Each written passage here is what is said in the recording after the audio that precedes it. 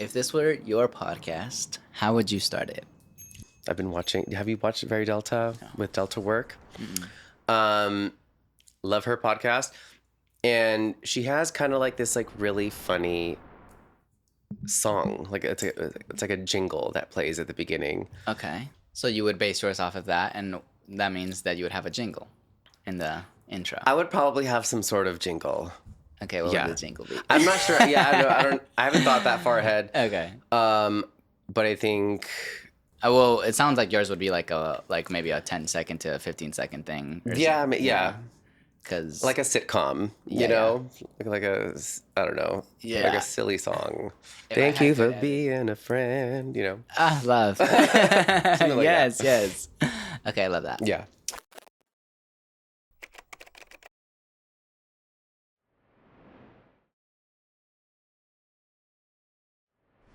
How do you make a living?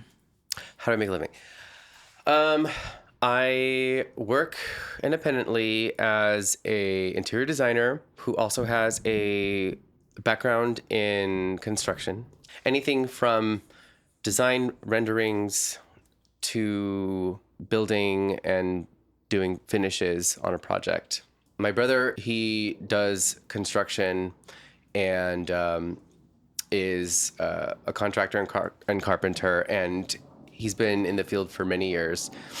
And he's older than me. And when we started out, it was, when he started out, I would help him out and assist. And we've done a lot of renovations together. And that's kind of what started it. And my oldest sister, she bought a house out in Philadelphia and needed a lot of work.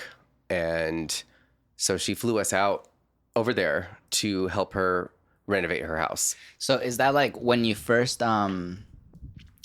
started working in that world, or was that like you helped out and then later just like realized, oh wait, I like that? And Yeah, kind of that. It was because at that point in my life, I had just kind of quit working in retail. okay. And I had started dabbling in some artistic design for my friend who she's a musician. So I was helping her with her music videos and stuff like that. And so Okay. I was involved in several different projects where I was kind of like the art designer. artistic director sort of Yeah. thing. And I was like creating little sets, you know, for different shots and things like that. And I really enjoyed that process a lot. Yeah, I like that too. Yeah.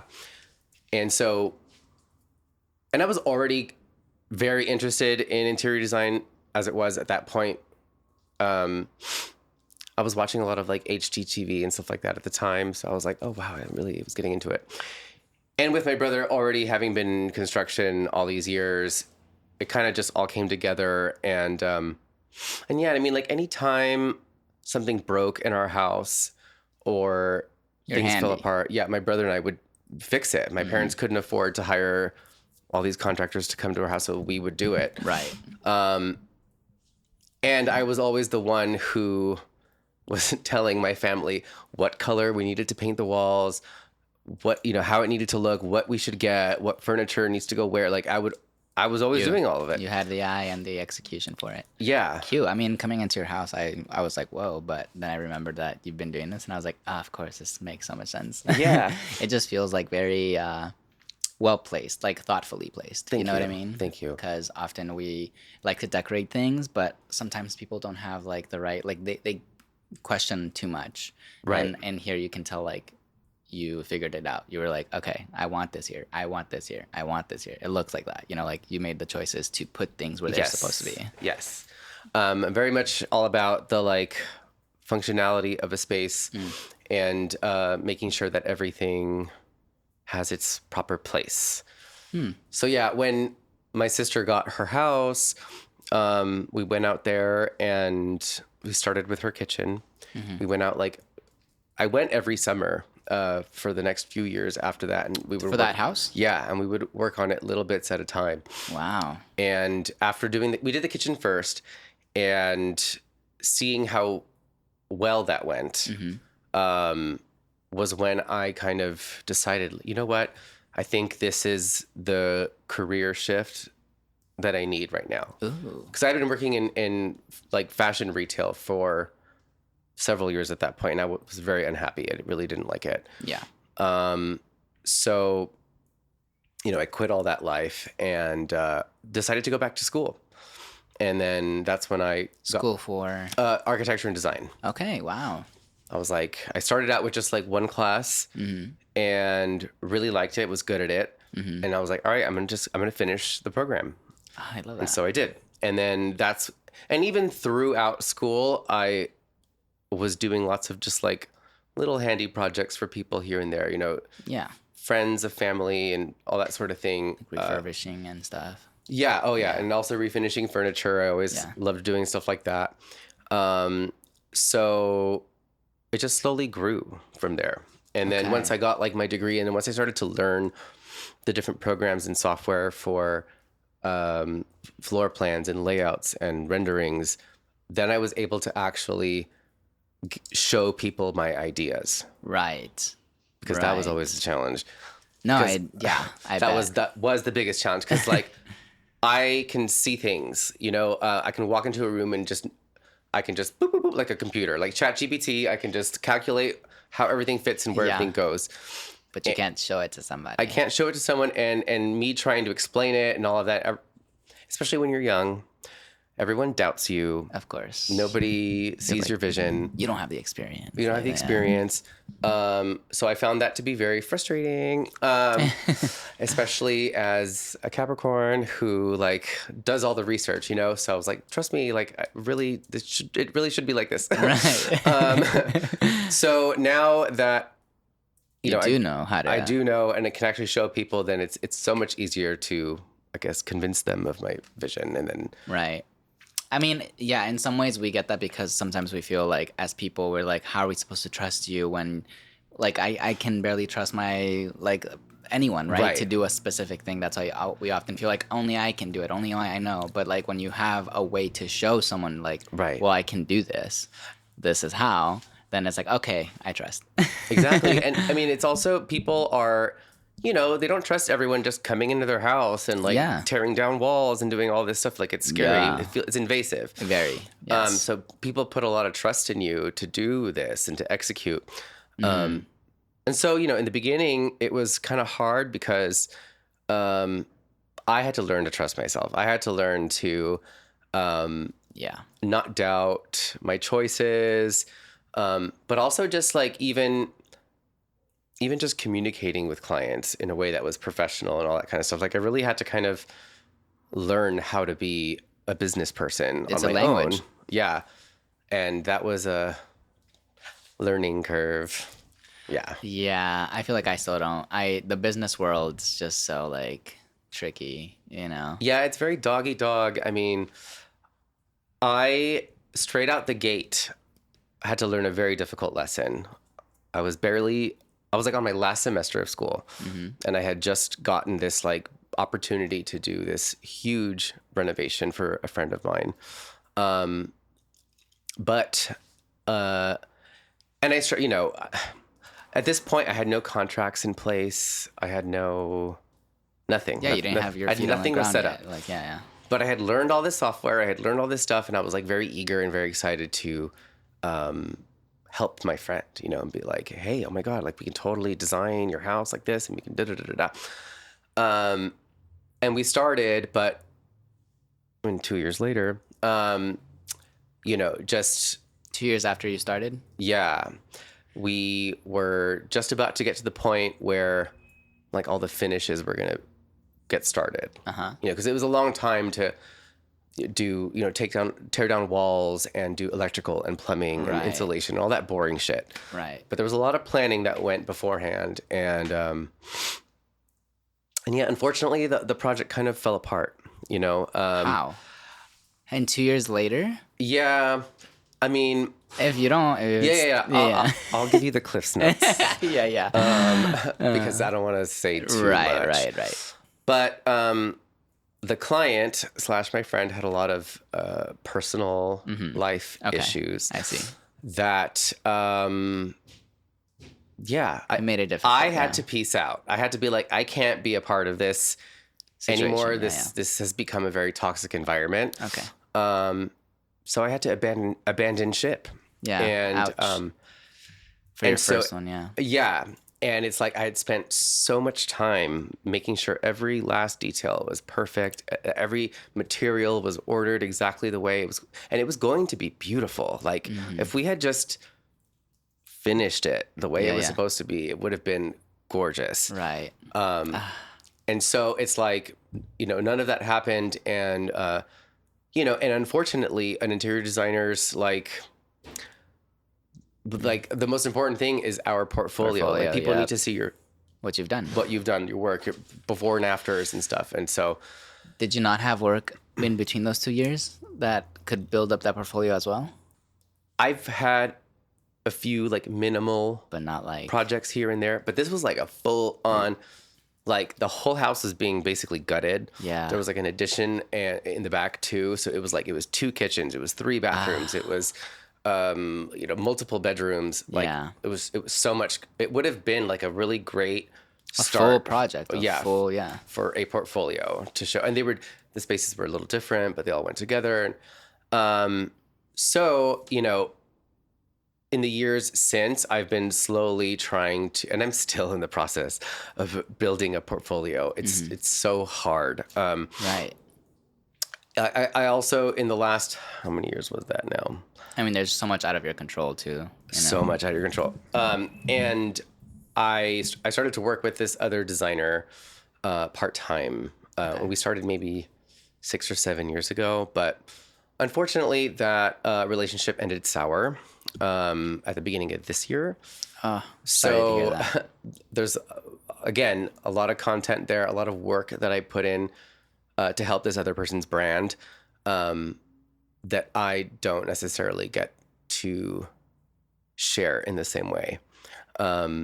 So, like I said, I still have lots of other wonderful clients and great little projects that I've been setting aside, and I'm actually in the process of like compiling all of that together and presenting all of that in a better way. Okay. No, I know what you mean. Yeah. Like it's different once you reorganize and create a portfolio the way that you feel will fit a specific other client or whatever. It just needs to look better. Like I have a website, but it's so old, it's outdated. And when I look at the pictures that I have on there, it's like, I want to showcase the new stuff. Yeah. Yeah. I mean, showcasing is a whole other animal outside of business talk, outside of, like actually renovating or reconstructing anything. It's a different thing. Yeah. Same as marketing, same as like, these are all different, like you're wearing a lot of hats. Totally. 100%. Yeah. And this is the year that like, I really feel like I'm rebuilding myself. Like I'm rebuilding me this time, renovating my online presence. I'm renovating my, so it's a lot harder when you're renovating for yourself rather than for other people. It's easy. I can do that. No problem. Yeah. I think it becomes also, if you're a bit of a perfectionist inside, where you're like, I would need it to feel like it's me. It's like, it's hard because every little detail becomes like an issue. Like what shirt am I wearing for what situation? What color is behind me? Right. Like what color should the font be on the website? Right. Like just stupid stuff like that. Like I'll fixate over for hours. I feel that. Yeah.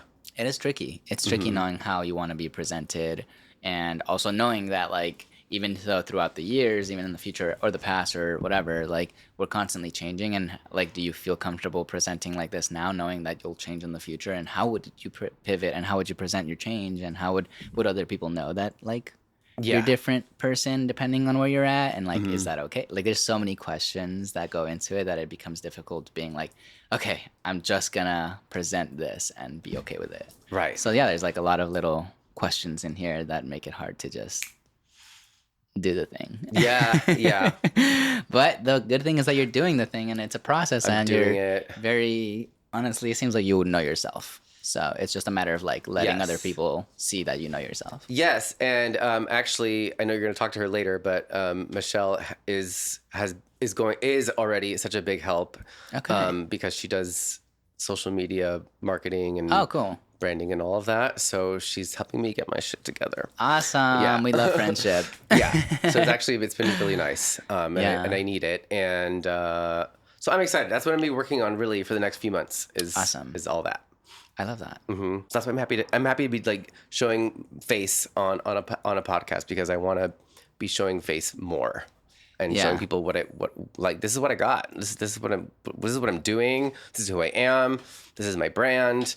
Yes. So this is really like the start of it all. So, I mean, well, why right now are you so interested in presenting online? Because I think deep down, I've always felt like this was my biggest weakness. Okay. I'm very confident in like who I am as a person. I'm very confident in the work that I do and the quality of the results. Mm-hmm. But I never felt that it showed that way online. Okay. It's a different skill. Yeah. I get you. It's a different skill. It took me years to really be like just with Instagram, just being like, how do I want someone to see what I'm doing, or what am I doing this for? Like, why am I sending a photo out for the world to see, and who's going to see? Like, why do I care about certain things? And eventually I was just like, you know what? I want to look back at certain things, and I would like for my future self to like see what my past self was thinking, and like maybe how, like, I think of it like a scrapbook. Like I'm like, oh, look, flowers. And I also want to be, I want to look at it and feel proud. Yeah. You know what I mean? And like right now, I mean, when was it? Last year? Last year, I finally decided to kind of separate work from personal, because I've had my personal Instagram for years and years and years. Uh-huh. And I've never been the type of person to like curate it in an aesthetic way, or just like try to, I don't know, make my grid be like aesthetic or... You know what I mean? I kind of just post whenever I feel like it. Yeah. And so I finally decided to separate work. And so I made a professional Instagram, which like I'm like trying to manage two, but like I hardly ever use either one. And, but I that's what I'm working on now I'm gathering the content so that I can have, because I'm going to treat my professional Instagram as like, like my portfolio essentially. Like, yes. Oh, here, check out my work on this, and then it's the same as a website or the same as a physical portfolio. It's just a different way of showing it. Yeah. And that's how most people are finding Instagram work nowadays. Yeah. Like, I mean, most clients are going to like look through a designer's Instagram and see their work. I mean, there's lots of great Instagram accounts, of different designers that I like to follow, and I just like look through their grid. I'm like, wow, all these images are so beautifully lit. Everything is just perfect. Like the flower vase is in just the right spot. The sun is, coming in. It looks beautiful, and I want that for myself too. I love that. I mean, I love the knowing that you want that, and then trying to do something about it. Yeah, like we're doing something about it. Yeah. I love that.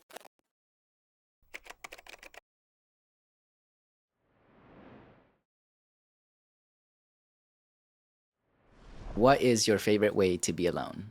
Oh, that's a good question. Okay, well, I have two answers. Yeah, give it all. Answer number one is the way that I've been alone for the past 3 weeks, which is just like very comfortable, like just in my bed or on my couch, like really just relaxing and doing nothing. Mm-hmm.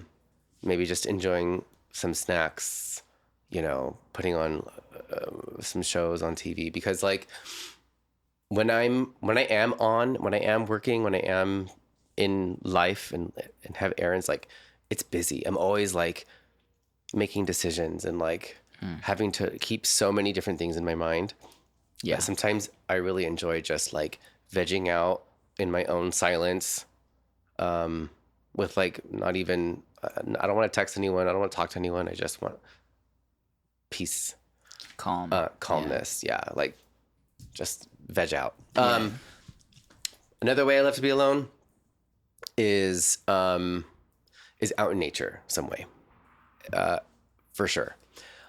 One thing that I used to do a lot, especially when I was younger, whenever the world felt overwhelming, for whatever I was going through at the time, I would get in my car and I would drive off probably into the hills somewhere, like either Hollywood Hills or even Angeles Crest, like out, especially like on a full moon or like during a meteor shower or something like that. Mm-hmm. I would go to a cliff where there's like a view of the city or something and just like sit peacefully in the silence.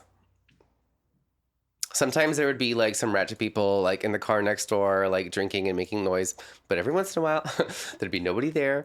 And it's like absolutely peaceful. And all you hear is just like the birds and the insects, like at night. Or I would drive to the beach. That's the other thing. I would go to like one of the cliffs, like in Malibu. Okay. And just like listen to the ocean. Okay. And just like gather perspective and like breathe, smell the fresh air. I like that. Yeah. I do like to just listen to things. You know, even when I drive sometimes, I've asked people before, I'm like, you ever just drive and not have anything on? And Yes. sometimes people are like, what the fuck? But I'm like, yeah, just like listen to you driving, to the cars around you, to, you know, like. I do that a lot, actually. Yeah, it's a thing. It's like I mean, I love music. I love putting on music and all that too. It's cool, too cool. Yeah. Okay, one time I went to Death Valley. And I was there with an ex of mine at the time. And have you ever been? No. Okay, it really, really, truly is in the middle of nowhere. You know, the nearest gas station or store, or even just like a store, is like 50 miles away. Like there's no civilization. Like it's just, and anyway, so there's all these different areas that you can be in. It's massive. I mean, it's a huge, huge valley. And so on one of the days we were like, you know, sightseeing, like we went to go to the volcano or whatever it was. And we were driving back to our little like campsite thing, but we stopped in the middle of, like on the way back. It was like a 2-hour drive within Death Valley. Okay. It's like it takes 5 hours just to get there, but then it's like Right. Everything else is like 2 hours away. Far away within there. And we're driving back to our like trailer, and I think it was like a new moon that night, and so the moon wasn't even out, but the stars were incredibly like I've never seen the stars that, like you could see the Milky Way, like you could see like the milkiness of the way. Yes. And I was like, wow, oh my God. So and it was pitch black. I mean, it was pitch black out. Yeah. And we just pulled over, and I kid you not, there was not even a cricket. You know, you could always hear like a little in the background. Silence. It was the most purest silence I've ever heard in my life. Wow. And so I was like, I like turned off the car. I even like told him to stop breathing. I was like, stop breathing. And I just sat there like, wow, it's so quiet. And that was like the most amazing, I don't know. There was something about the stillness and the quietness and the blackness of it that made you feel like you were in the void of the universe. Whoa, what a trip. That's and I wasn't on drugs. Shoot. Yeah. I would have done the one day without, one day with. Yeah. Dang, that sounds so sick. Yeah. It was total silence. Yeah. I don't think I've ever heard total silence unless I was in like you know when you're in like a vocal booth? Yeah. And it's like you don't hear anything. It's literally just, it was that. Wow. I've seen. So, totally recommend. One of these days. One of these days. Totally recommend it. I've seen like the stars like that once when my younger self remembers this. Once I saw it like, whoa, like the stars were there, you know, like the Milky Way, you can see everything. I don't remember where I saw it. I think somewhere in the woods. But since then, never seen. I mean, I've seen a lot of stars, and sometimes people are like, oh, look at the stars. And I'll do the same thing, but it's not like that. It's not like you can see the fucking universe. You know? Really. So that is really cool. I can picture that. And just adding like silence to that is... Not even a cricket. Like there was no birds chirping. There was nothing. Nothing was making sounds. Yeah, just surrounded by like stillness. I mean, it's dead. Wow. I mean, like really... Yeah, it's just dead. A lot all of things around don't live there. Yeah. Most things don't live there. Whoa. What a cool thing. Yeah. Okay, someone has to go on a trip with me. Yeah. One of these days. That is sick. Yeah, Death Valley is really cool.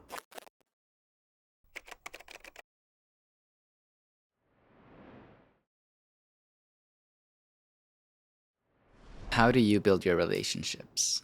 I can be conscious about how I'm building a relationship. I think when it comes to like a romantic connection, I think I'm a little bit more mindful about Okay. what I'm saying, how I'm saying it, like especially early on Yeah. when like you're crushing on someone and you're kind of trying to like figure out how am I gonna talk to this person? How am I gonna get to know this person?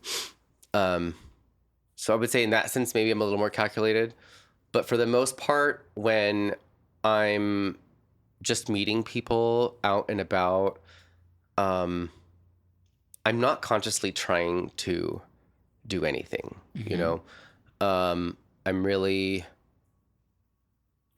I've gotten to this point in my life where I'm comfortable in my skin, and when I'm in public settings, when I'm with friends, I'm genuinely just thinking about the good time that I'm having. I'll make conversation with whoever. I tend to be a bit shy at first. I'll say that. I'm a shy person. I think naturally I'm introverted. Okay. But it doesn't take much for me to open up. And if someone initiates conversation with me or whatever, then I have no problem continuing the conversation. Mm-hmm. Then like, it's like you just gotta open the floodgates a little bit and then I'm fine. I kind of just, as I'm interacting with people or meeting new people, I kind of just observe the way our conversations are going. Mm-hmm. And if it feels like it's very superficial, surface level, if I feel like I can't get in deeper with you, Mm-hmm. then I'm not likely to want to continue pursuing much more of a connection with you. Mm-hmm. I feel that. Because I'm observing as I'm interacting, and if I feel like the person that I'm talking to is open, if they're just being themselves too, if they're being honest, but they also aren't afraid to go there with certain topics or whatever, then that to me feels more inviting. Mm-hmm. And I will open up myself to continue keep the conversation going. And if it gets to a point where we start realizing we've got things in common, or I don't know, maybe we like some of the same music or shows, maybe we're both into spirituality and astrology, whatever it may be, then I am more likely to continue wanting to pursue a connection with that person. Mm-hmm. And yeah, and I'm the type of person I liked, as much as I love to be with myself and have my quiet time, at the same time, I also love to be out and about. I like socializing. I love going to shows. Mm-hmm. And so if I vibe with people who like to do all that kind of stuff too, then we get to share in those experiences together. And you can just keep continuing to develop and build those bonds until they get deeper and deeper naturally. Yeah, definitely.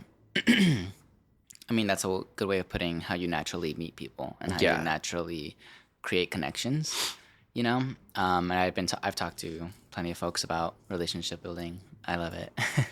And I know here in LA, or probably in big cities in general, when you're meeting so many people, whenever you go to a show, right? Or whenever you go to a festival, this and that. Yeah.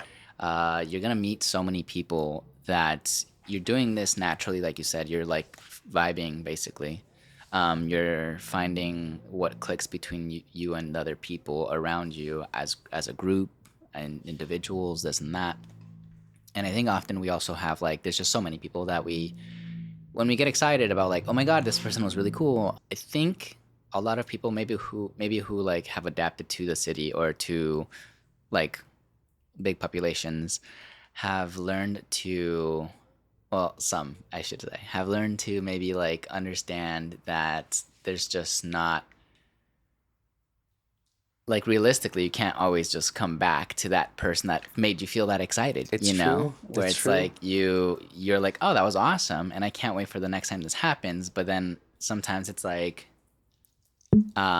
whether you're working, Like whether logistically, yeah, literally logistically, it is not possible to just keep coming back to this. And also, at some point, you also feel like because you do make those connections, and then sometimes you do pursue them, and you do like build something, and then something happens, and you're like, oh, it's not sustainable to like keep this so consistent Okay. that it breaks down, and then Yes. later on, you're like, oh man, what if I take that risk again? And like, what if I just You're it turns touching on into something that I wasn't thinking of, but yeah, I completely agree with that because it is such a big city, and everyone's living such different lives. Everyone's schedules are different, and even just the slightest bit of distance, especially in LA, makes it difficult to sustain these types of relationships with people.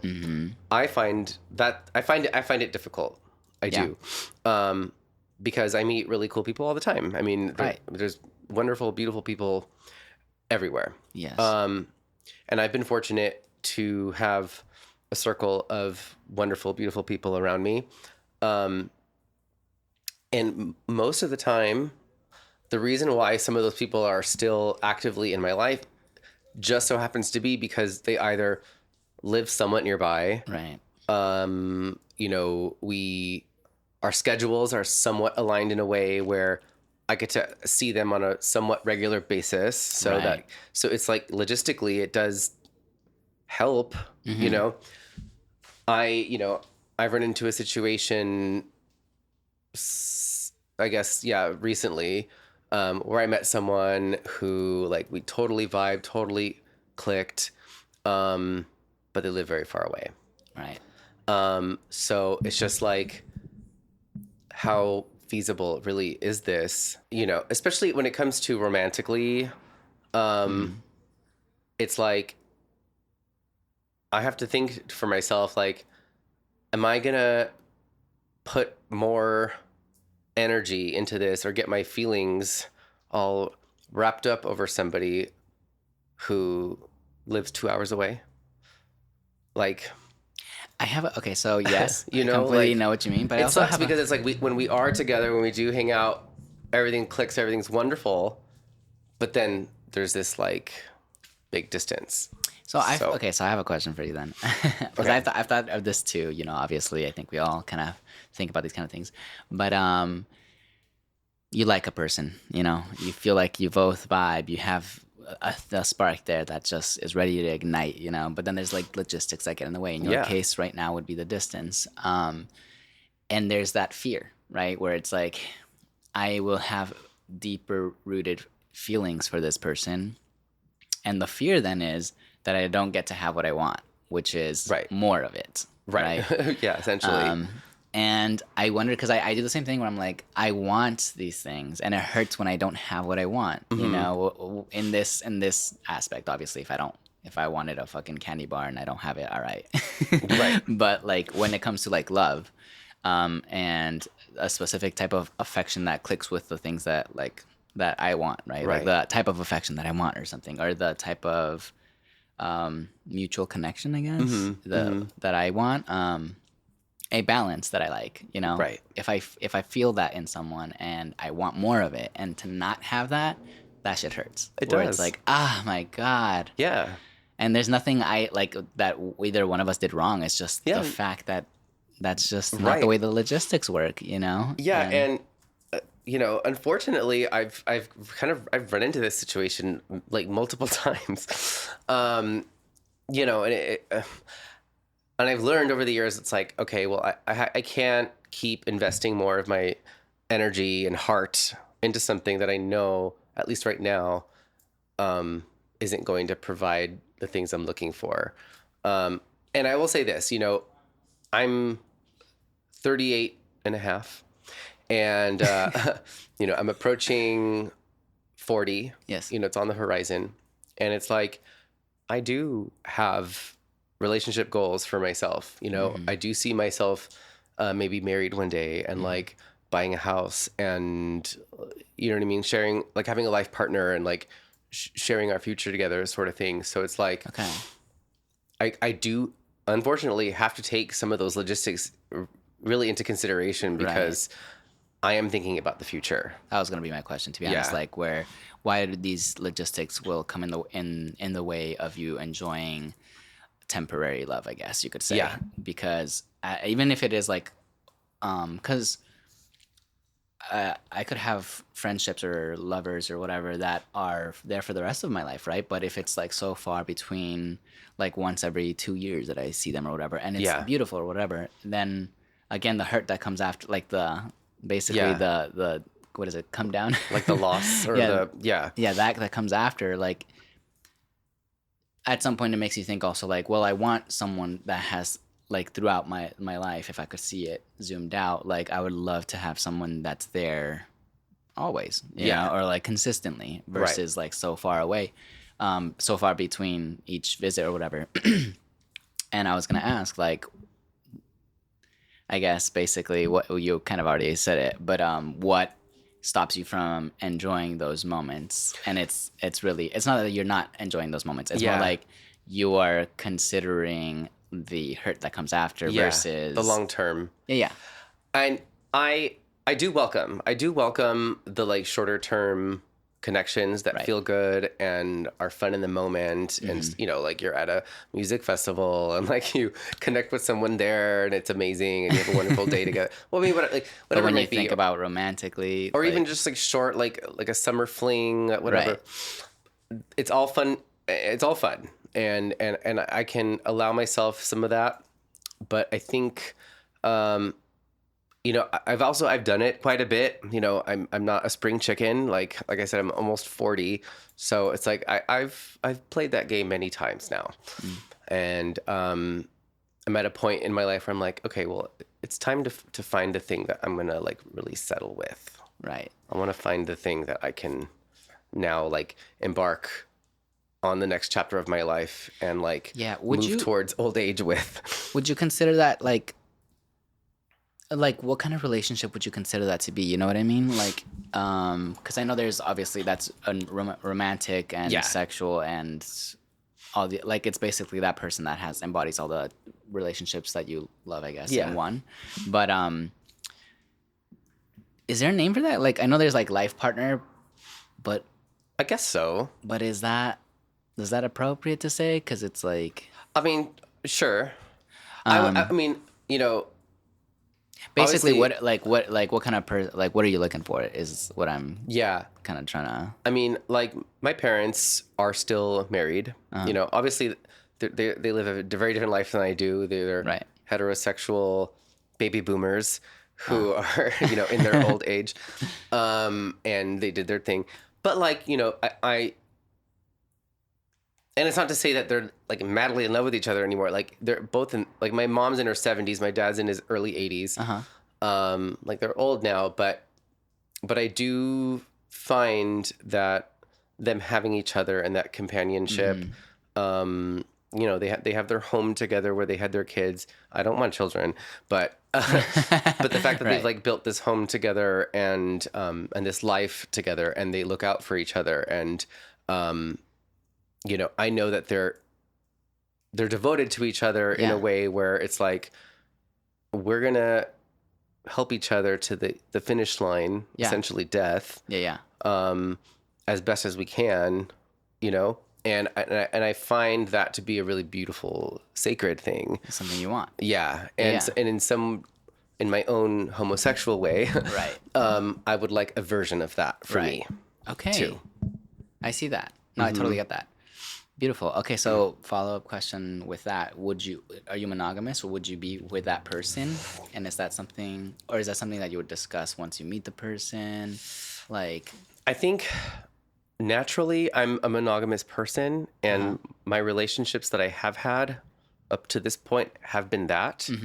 I do know, you know, and I have seen kind of like the shift or the change over the years of people leaning more towards like open or poly.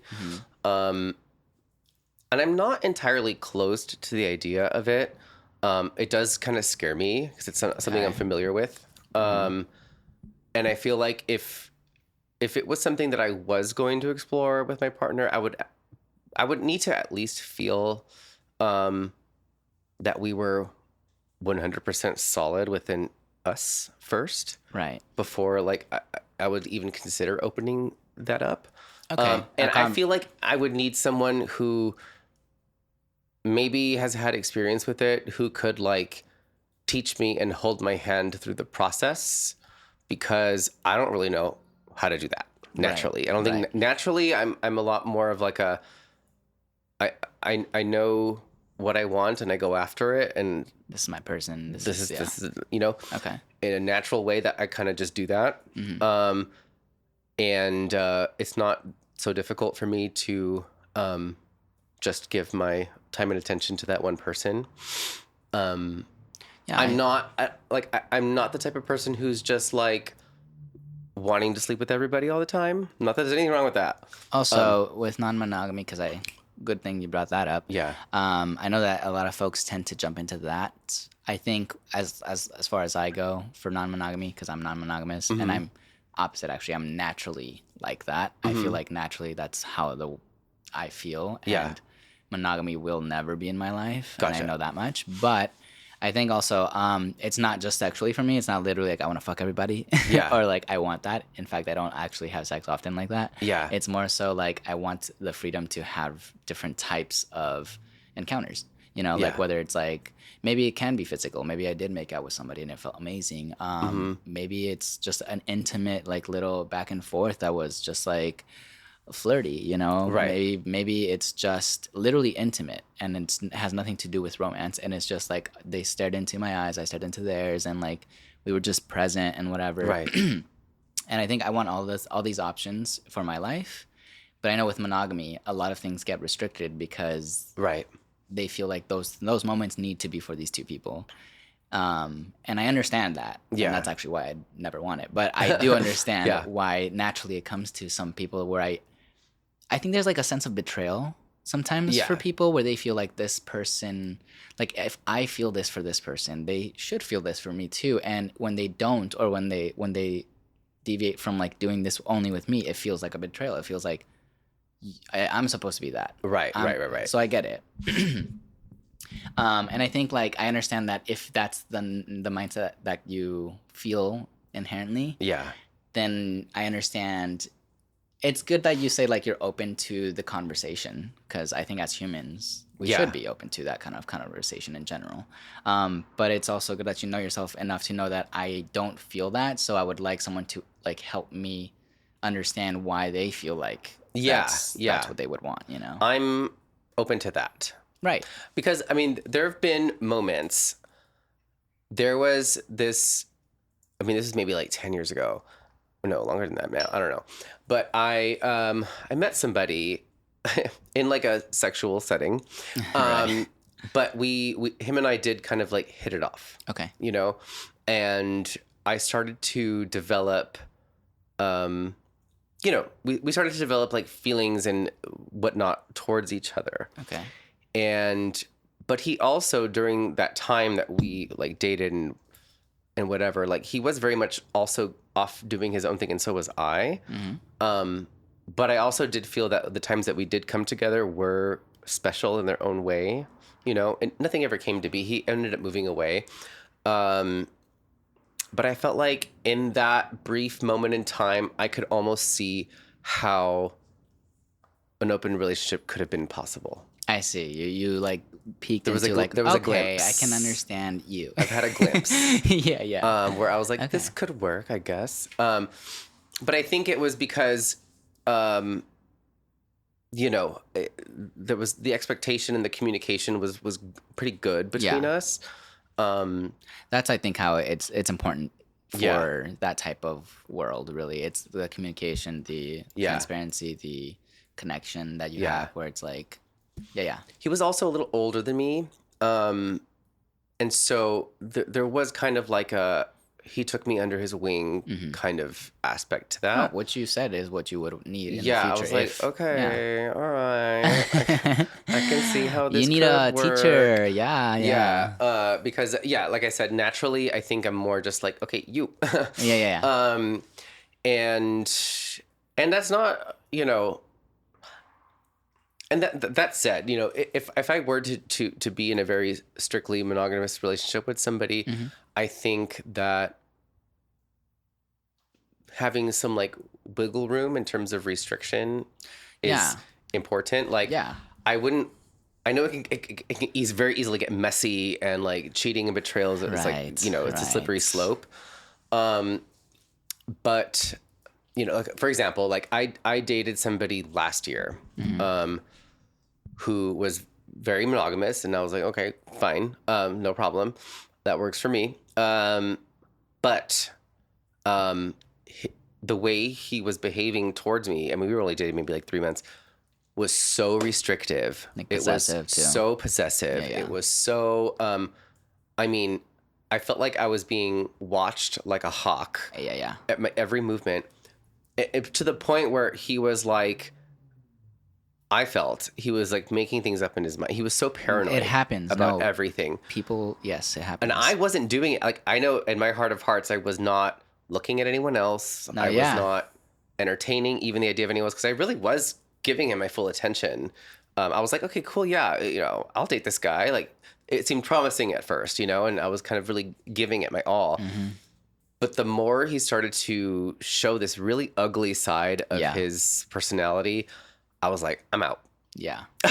I'm out. So good, honestly. Yeah, I mean, like, you know, we went to a Christmas party. That person. That guy. Yeah, I get you. Yeah. He came with me to that party, and like, meanwhile, I was like introducing him to everyone. Like, okay, this is who I've been talking to. Like, I thought I was being, you know, what's the word? Like, courteous, because I was like, you know, he's my show pony. Like, you know, whatever. And I had a great night. You know. Yeah. Interacting with everyone, and I had a great time. Yeah. But then, like, a couple of days later, I got a call from him, and he spiraled. He was like, I mean, he went on this, like, crazy deep dive. Like, ouch. You were looking at someone the whole night, da-da-da. And I was like, who? Who was I looking at? I don't remember even. Yeah. Who are you talking about? And he's like, yeah. And you, every time they walked by, you kept looking at them. And when they were at the bar, you put your drink down right next to him. I was like, first of all, I don't know who you're talking about. And my drink like ran out. So I went to go put it down, I'm sure. I mean, yeah. I don't know. And plus it was like, we were at a costume party. So everyone was like dressed up. Yeah. And I was admiring everybody's like outfits. It breaks so I was my being policed. Breaks my heart to think that you have to explain any of that, because it is so like unnecessary. And he was 43 years old, like way too age old does not to be behaving like this. These boys, like age does not like change them. No.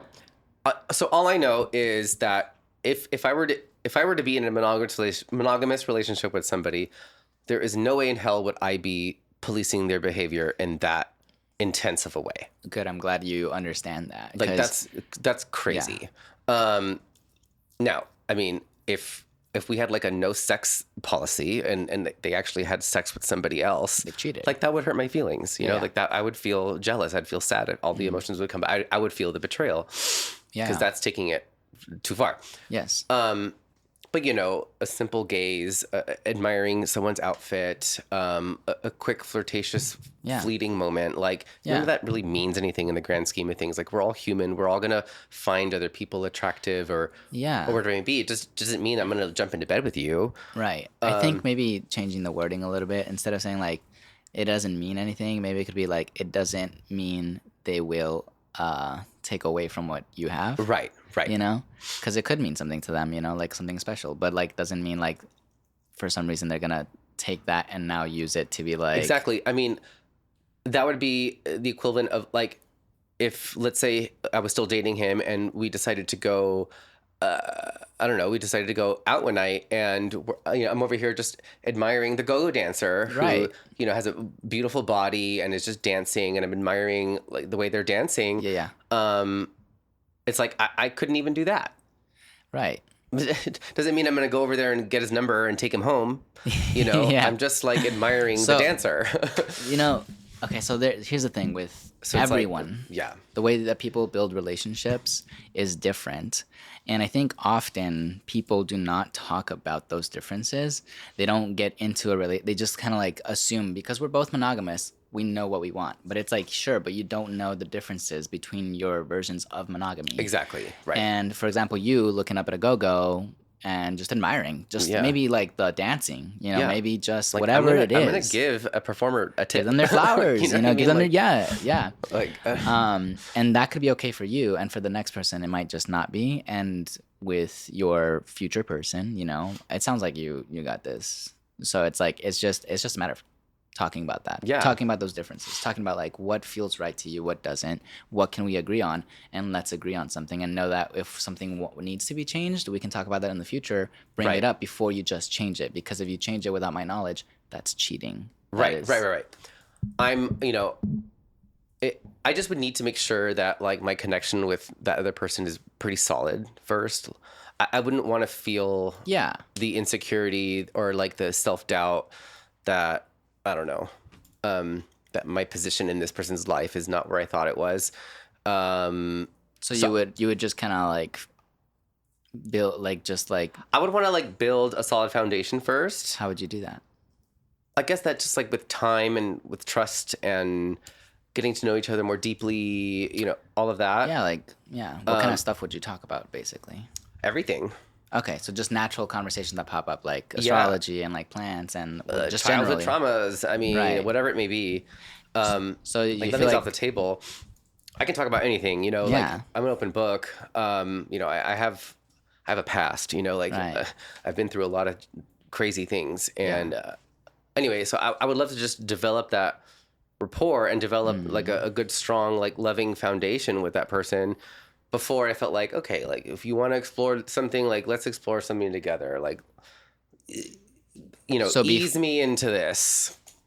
do you mean before opening up, or do you? Yeah, like Okay, no, if we were gonna go that route, then I just need I was thinking more like you decided you're both monogamous, you know, as opposed to Right. them being and non-monogamous. if that's what it ends up being, great, that's fine too. You would still take your time with like getting to know them, Yeah. and then eventually get into the conversation as to like how your monogamy works I think no, it would be soon. together. I mean, I would Well, I yeah. would want to have those conversations early on, Okay, that makes, yeah. Honestly, I think that's more important. or at least somewhat early on. I mean, like, I feel like when someone feels like, all right, we gotta make, you know, like some people go like, let's make it official, or like let's put a title on it. Once that moment happens, is when you should talk about that. Kind of thing. exactly, because I get it. You know, the first few months, you're still dating. Everything's kind of like more casual. It's more fun.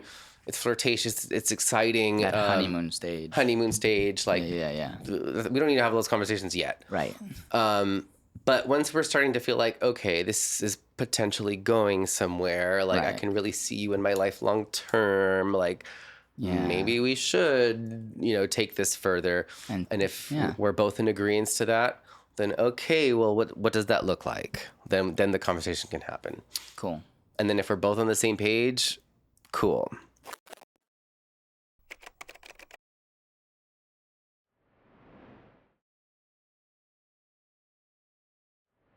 What is or are your passions?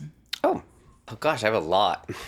Go for it. I have a lot of passions. I consider myself a very passionate person, so I think that just comes with the territory. I would say, like, on a broad spectrum, like I'm passionate about all things, but definitely involving all of the arts. Okay. I'm passionate about all of that, in every which way. I think creativity and creation is like the source, you know, of everybody's soul. Maybe not everyone's.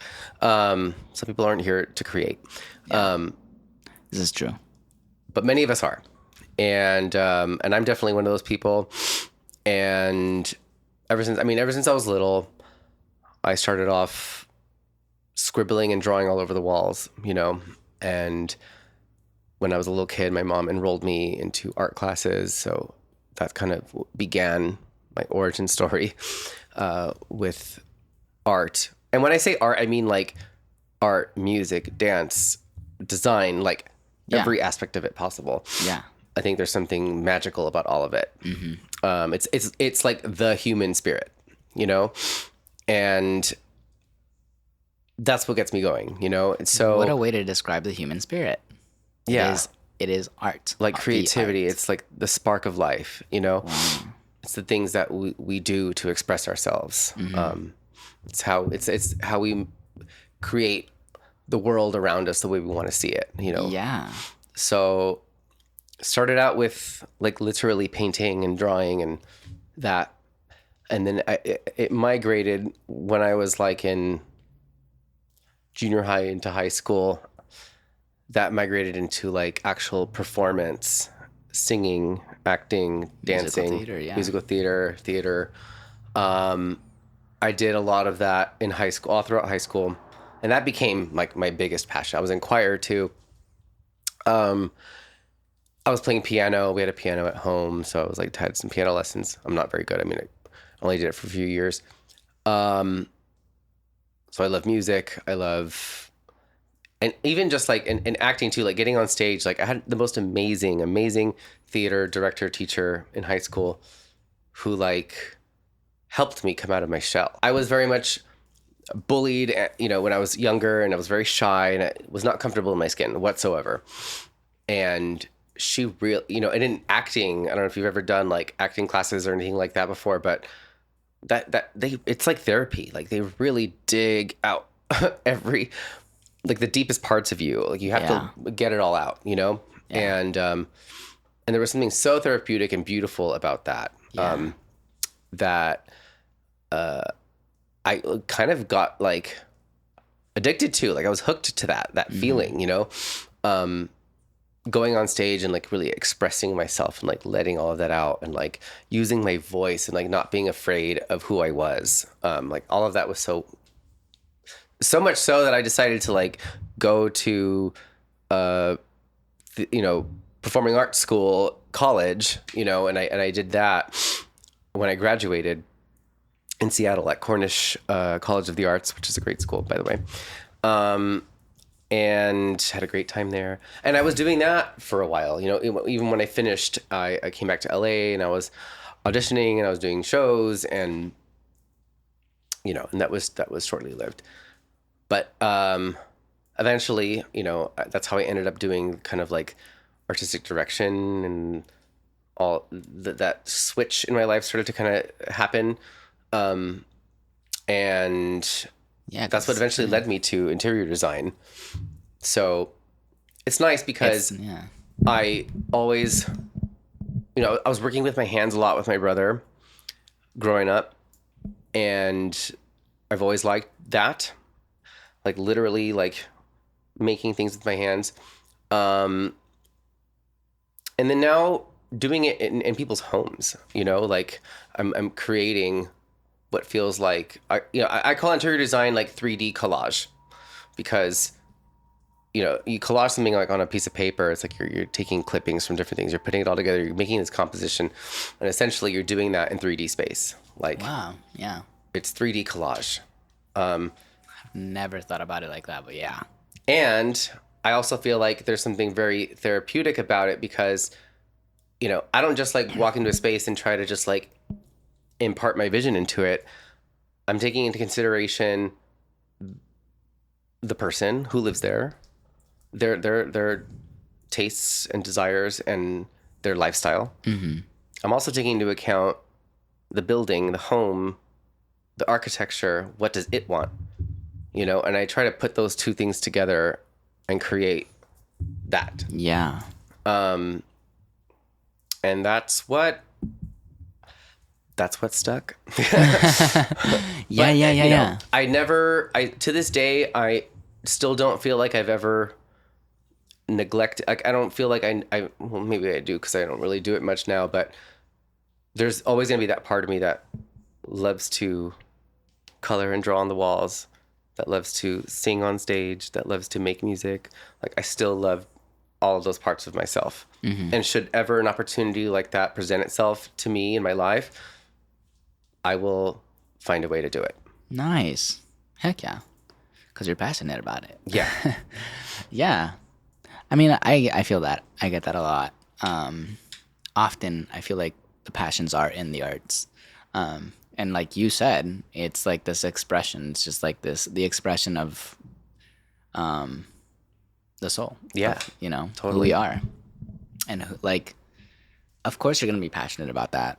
Of course you're going to want to like show someone who you are in whatever way possible you can. So it's also cool that you have different you've you've used different outlets before, like singing, dancing. I guess I don't know what you would call it, interior design. Sometimes I think of like, because I know like with rebuilding something, or like when you paint something, when you whatever, like when you create furniture, whenever you do anything like that, I'm like, I would kind of consider that sculpture. You know? Totally. And so like finding a way to use your hands to like build, Yeah. that's a different form of art as well.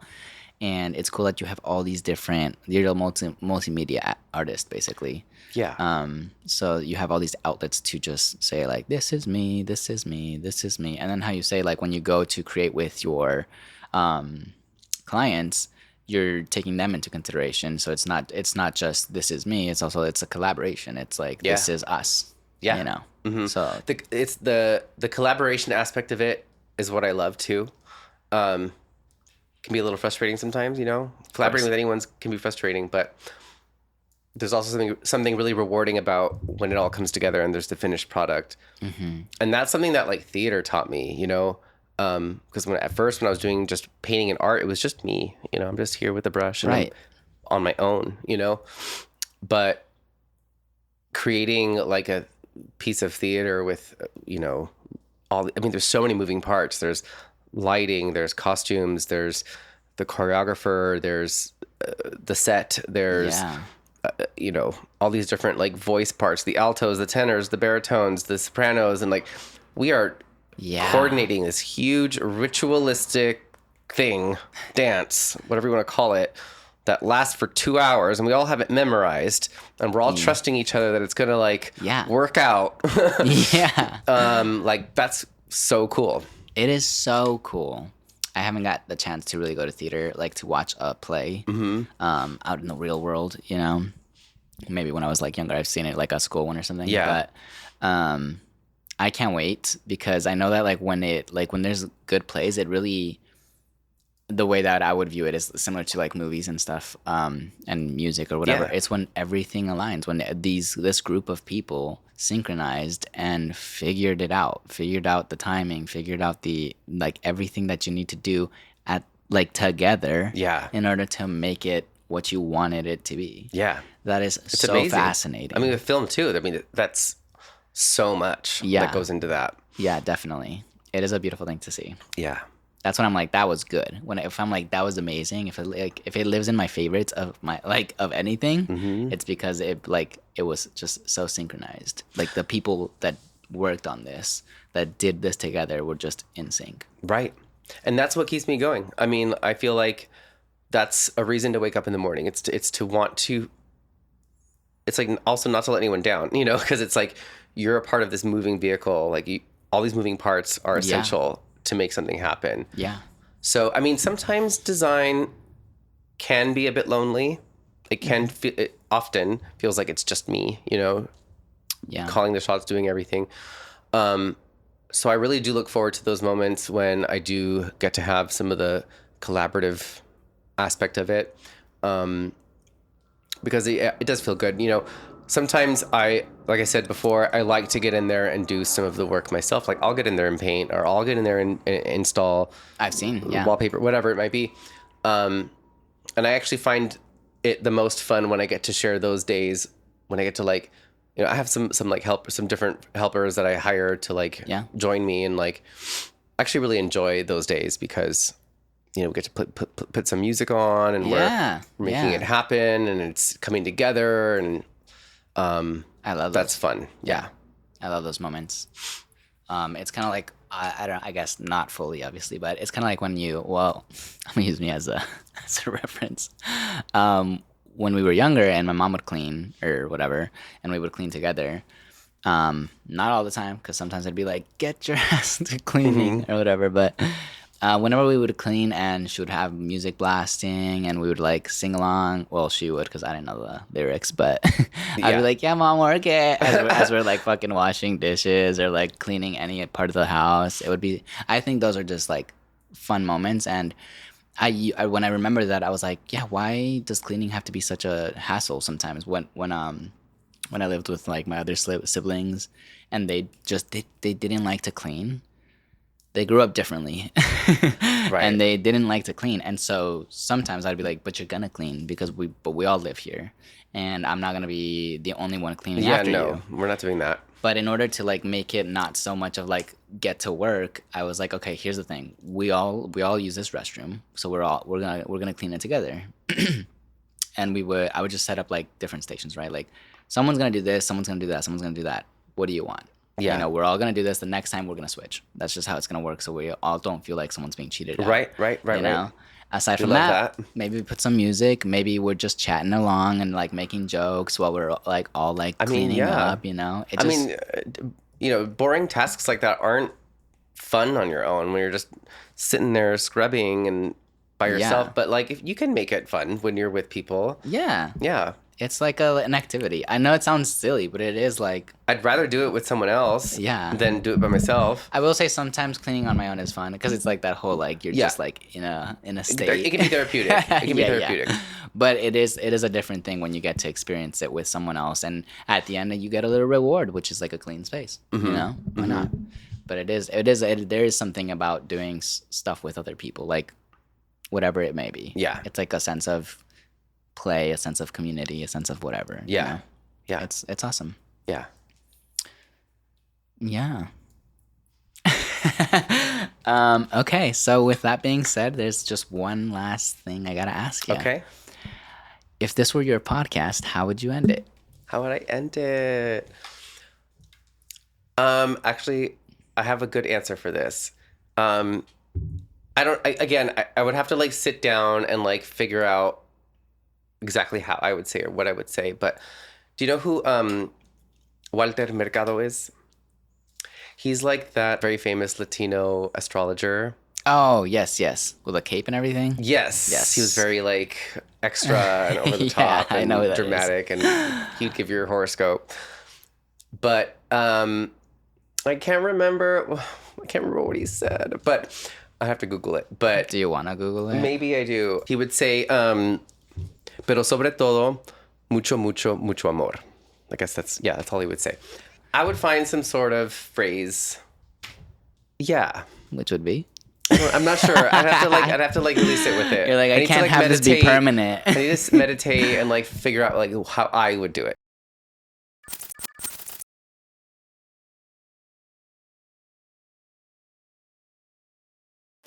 Mucho, mucho, mucho amor.